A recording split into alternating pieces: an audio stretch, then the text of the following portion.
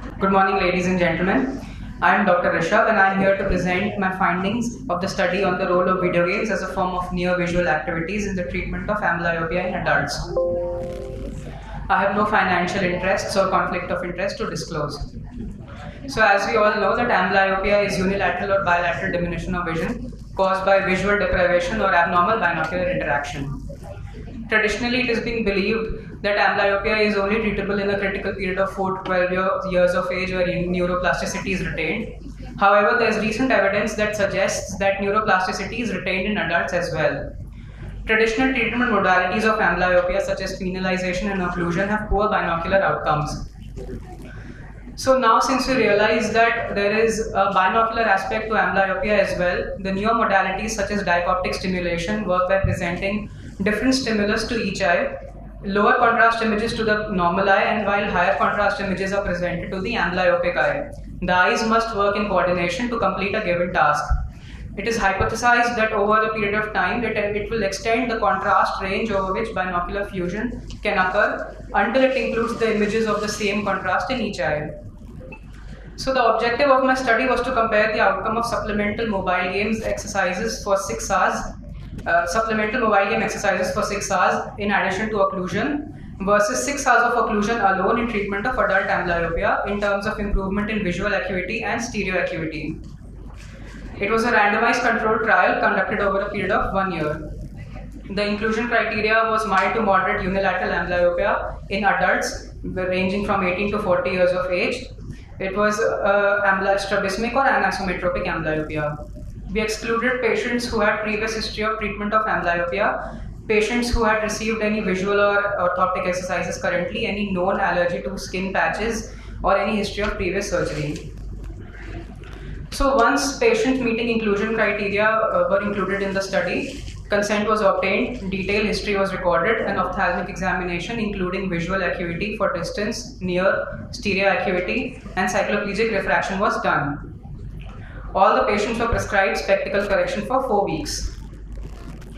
Block randomization with sealed envelope was performed, and patients were randomized into 2 groups. Group A was the control group. They were prescribed patching for a period of 6 hours a day for 6 days a week for 12 weeks. This group consisted of 15 patients. And group B consisted of 15 patients again who were additionally prescribed video game play for 2-hour weekly sessions for 12 weeks. In addition to occlusion. The video game that we used in this study was a game of stereo blocks, which is a game of Tetris. It was played by sliding fingers on the screen. The patient was made to wear red-green glasses, and the brightness and saturation of the object and the background was adjusted so that the color is visible to only one eye and invisible to the other eye.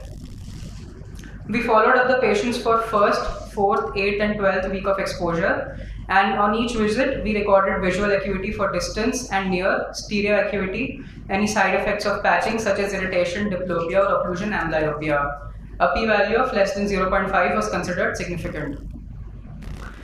So this chart displays the demographic characteristics of the population of the study.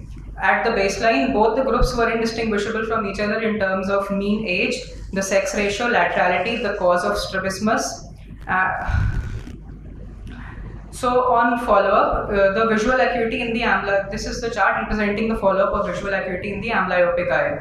So we observed a significant improvement in visual acuity in both the groups by 0.9 logmar equivalence in the control group and by 0.12 logmar equivalence in the study group from baseline. However, when we compared these 2 groups, there was no statistically significant difference between the 2 groups at final follow-up. Similarly, we also observed a significant improvement from baseline to 12th week in both the groups in terms of near visual acuity. However, on comparison between the 2 groups, there was no statistically significant improvement on Man-Whitney U test. We did not observe any improvement in either of the groups from baseline to 12 weeks in terms of stereo acuity. We did not observe any adverse effects of occlusion or video game play during the course of our study. So in conclusion, we concluded that amblyopia can be effectively treated in adults who are beyond the critical period of 4 to 12 years of age. We did not observe any improvement in stereo acuity. Since dichoptic video games were the only intervention with possible binocular implications, we concluded that they were not effective in adults amblyopes in the dosage that we prescribed in the study, and any improvement in visual acuity that was observed was only due to occlusion. We also observed that any improvement that occurred during the course of our study was observed only during the first 4 weeks for the distance visual acuity and near visual acuity in the first 1 week. Therefore, the maximum effect of occlusion occurs in the initial period of patching. Thank you. These are my references.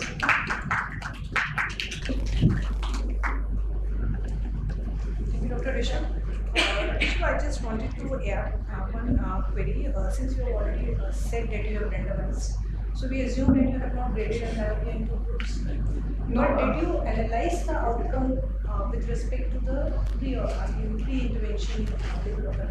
Yes, ma'am. So my inclusion criteria itself was graded. I had only included mild to moderate amblyopes in my study. Severe amblyopes were excluded from the study. So that is one method of grading. Although, however, I did not do a sub-classification between these mild and moderate amblyopes. So you have already, your inclusion criteria was well defined. Yes, ma'am. You have not further correlated Yes, with the depth of line. Yes. The depth of the line. With the treatment outcomes have not been correlated Yes. with the depth of the line. What was the time period of your occlusion therapy that you had? Around 12 weeks. 12 weeks was the follow-up. But yes. Daily for how many hours? 6 hours per day for 6 days a week for all the patients.